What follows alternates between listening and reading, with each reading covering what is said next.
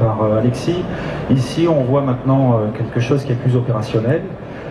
Comment ça se passe pour la collecte des informations, l'intégration dans la lettre de voiture électronique et la diffusion des informations auprès des différents acteurs. On a schématisé en trois phases. La première chose, c'est au niveau du transporteur, les informations proviennent bien entendu du TMS, donc le logiciel d'exploitation transport, où sont renseignés les éléments nécessaires au dossier transport. Voilà, donc le TMS XPO, donc Transport Management System, à partir duquel on va récupérer toutes les données permettant à compléter la CMR. Donc toutes les données obligatoires, donc adresse, nom des clients, numéro de commande, vont être intégrés directement. En étape numéro 2, donc on voit saisie conducteur et client via Trimble, mais aussi mise à jour de la ICMR. Donc on va pouvoir collecter toutes les informations directement en embarqué depuis l'informatique Trimble, type horodatage, quantité, poids. Je précise que les informations telles que l'horodatage et géolocalisation, elles sont bien entendu acquises en automatique par l'ordinateur de bord, et le conducteur va renseigner les éléments complémentaires. Je m'arrête là parce qu'on va détailler après. Voilà. Et en numéro 3, donc le partage des informations via Transfollow. Donc ici on voit vraiment Transfollow comme l'unité centrale qui va récupérer, collecter toutes les informations depuis le TMS et depuis l'informatique Trimble, tout centralisé sur un seul document et le mettre à disposition de tous les acteurs de la chaîne. Le portail Transfollow récupère les informations au fil de l'eau, comme on dit, en temps réel, et les met à disposition des différents acteurs. C'est ça. Donc si on part sur une petite démonstration, donc là on voit un écran, typique de Trimble, donc intégré pour XPO. Donc l'écran d'accueil sur lequel on peut voir les différents modules accessibles. Et là on est vraiment sur l'écran planification où on peut voir toutes les missions, donc les ordres de transport reçus, aussi bien des ordres de chargement que de livraison. Donc on va en sélectionner un et démarrer. On arrive sur le site du client à charger, donc prêt au chargement dans le statut. Ça va lancer un horodatage. Donc un horodatage qui nous permet de chronométrer le temps d'attente avant chargement et l'enregistrer dans notre TMS, mais aussi sur la ITLR. Donc là, hop, on commence le chargement, donc lancement d'un deuxième chronomètre, j'ai envie de dire, pour pareil, mettre à jour les documents et le TMS pour que l'exploitant puisse être au courant en temps réel de ce qui se passe. Je précise pour ceux d'entre vous qui ne sont pas familiers avec l'informatique embarquée, toutes ces opérations de mesure de temps, le temps en approche, mise à disposition sur le quai, les temps d'opération, les mesures de temps de chargement, etc. C'est des choses qu'on a déjà dans l'informatique standard. Oui. Alors là, ça y est, on a terminé de charger, on va attaquer enfin la partie administrative où là, on va s'occuper de la CMR, des bons de livraison et autres habituellement. Là, on va tout faire depuis la tablette Trimble. Donc voilà, donc on a toujours le choix, arrivé au moment de signer, si la personne qui vient de nous charger ou qui réceptionne la marchandise ne veut pas de ICMR, on a toujours l'option CMR papier. Voilà, c'est toujours en option. Hop, donc modification de la quantité, donc via la tablette Trimble. Ajout des réserves, donc voilà, on a un champ de saisie de texte où on peut donc noter, par exemple, là j'avais noté marchandise manquante. On peut ajouter tous les commentaires qu'on veut, aussi bien le conducteur, aussi bien la personne qui vient de charger ou la personne qui réceptionne. On peut ajouter à cette réserve une photo, donc une photo de marchandise, mais aussi on peut ajouter un scan. La tablette Trimble permet la prise de photos, un appareil photo numérique bien entendu, mais on utilise également des fonctions de numérisation de documents qui peuvent être bien pratiques si on a des documents additionnels, des bons de livraison, des bons de chargement par exemple, qui vont s'intégrer directement, voilà. Qui vont s'intégrer sur le PDF de la CMR. Donc au niveau de l'étape de signature, donc on a différents modes de signature. On a le QR code, comme on peut le voir sur le fond. Mais on a aussi le sign-on glass, comme nous l'a expliqué Alexis, ou la validation sans signature. Donc toujours un choix. Donc là on voit que l'application, la tablette Trimble fait directement appel dans le scénario du conducteur à un écran transfollow pour faire une signature en ligne. Donc il nous suffit de saisir l'adresse mail de la personne qui est en train de signer, la signature sur vitre, on valide. Hop. Donc là, le conducteur va signaler son départ du site et instantanément, on va recevoir donc une lettre de voiture dématérialisée. Donc là, c'est une lettre de voiture, mais c'est exactement pareil quand c'est une ICMR. On reçoit le document en dématérialisé, donc la personne qui vient de signer la tablette la reçoit par mail en quelques minutes.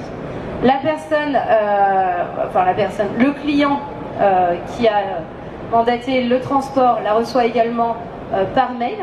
On l'a disponible sur le portail Transfollow et dans le TMS. Et éventuellement, la même image peut s'afficher sur la tablette en cas de contrôle routier, puisque le transporteur et le conducteur ont obligation de présenter le document. Donc en l'occurrence, le document numérisé, avec l'ensemble des informations, les signatures qui ont été encodées également dedans, les formulaires annexes, évidemment. Mais le contrôle routier se fait également en présentant ce document directement sur la tablette. Donc si on regarde un petit peu plus en détail, je voudrais juste rajouter un petit élément, juste pour que ce soit bien clair. Quand on a vu la présentation, en fait, le chauffeur lui a utilisé la solution embarquée pour capturer les informations comme les articles consignés ou les réserves, les photos. Mais ça, il l'a fait depuis l'environnement Trimble. Donc c'est-à-dire que l'expérience utilisateur du chauffeur ne change pas. Il n'a pas besoin de découvrir une nouvelle application. Le seul moment où on arrive sur un écran qui est géré par Transfollow, c'est lors de la signature, parce qu'on est obligé, là, dans ce contexte-là, d'avoir la main sur le processus en entier. Et sinon, toutes les informations sont transmises depuis Trimble au module Transfollow qui a été intégré par la solution Trimble. Le menu process conducteur, le process de saisie conducteur qu'on vient de vous dérouler, en fait, ça reprend de façon quasi identique les scénarios conducteurs qu'on a déjà sur l'informatique embarquée Trimble. On fait tourner en tâche de fond l'application Transfollow, l'application certifiée ICMR. Comme disait Alexis, donc la seule chose qui vient se rajouter, c'est la saisie signature qui permet de certifier justement qu'on respecte bien le process de la lettre de voiture électronique. Moi j'ai l'habitude de dire, c'est ce que nous a appris l'expérience avec XPO, là ça fait 1 an et demi qu'on a lancé ce projet, c'est finalement l'essentiel de ce process de voiture électronique repose sur les épaules du conducteur. C'est bien entendu le conducteur qui est au cœur du transport. Il conduit le camion, mais il a également toute la paperasse à gérer, etc. Donc là, on a transféré tout ce process-là sur son informatique embarquée. On s'est rendu compte, lorsqu'on avait démarré avec XPO il y a 1 an et demi, que si on imposait au conducteur d'avoir d'un côté l'ordinateur de bord avec son process habituel, de gestion des échanges avec son TMS, de validation, d'arrivée sur site, départ, les quantités, les réserves, blablabla. Et qu'en parallèle, il devait aller sur une deuxième application pour gérer la ICMR, c'était une double peine, double contrainte pour les conducteurs. Et ce qu'on a fait en fait petit à petit, en faisant ce constat chez XPO, on est arrivé à complètement encapsuler l'application Transfollow dans le scénario classique de la tablette Trimble. Donc le résultat, c'est que le conducteur fait de la ICMR sans même s'en rendre compte. Et c'est comme ça que, je dirais, on arrive à un déploiement opérationnel et à changer à gérer les freins au changement de façon le plus simple possible, parce que former des conducteurs, c'est une population. Voilà, c'est pas simple. On peut dire aussi que c'est une incitation à l'utilisation de l'informatique embarquée pour le conducteur. Le fait de devoir compléter les documents, donc lettre de voiture ou CMR, via la tablette, ça le force un petit peu à renvoyer des informations à l'exploitant. Voilà, on a toujours des petits réfractaires. Aujourd'hui, le fait de devoir faire signer en embarqué, il est obligé de compléter les informations. Donc si on regarde un petit peu de plus près la lettre de voiture en elle-même, on va voir que tous les champs adresse, nom des clients se sont complétés en automatique depuis le TMS. Les informations marchandises aussi sont remontées depuis le TMS, mais sont modifiables en embarqué. Concernant les signatures sur le bas, donc là on voit qu'on a fait dans la démonstration une opération de chargement. On voit que seule la partie chargement s'est signée et que tout est taureau-daté directement depuis la tablette Trimble. Donc on a une approbation du conducteur, donc c'est une signature électronique aussi.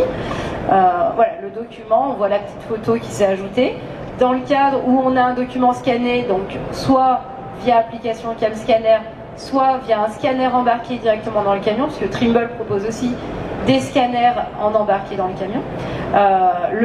Le document PDF s'intègre automatiquement sur une deuxième page, troisième page. Voilà, tout est dans le même document PDF et tout est centralisé sur le portail. Ce qui permet accessoirement, le fait d'avoir tout en un, de traiter tous les éléments dans les différentes interfaces avec les différents intervenants, parce qu'on verra à la fin qu'il peut y avoir des aspects d'échange avec les systèmes ERP entre l'émetteur du transport, le destinataire, enfin c'est l'ensemble de la supply chain qui est concerné. Chacun gérant éventuellement sa gestion documentaire, ses modules de GED, donc c'était important que tous les éléments sont rattachés en un seul dossier en quelque sorte. C'est exactement pour ça que j'ai essayé un peu d'expliquer avec le diagramme qu'on avait vu tout à l'heure.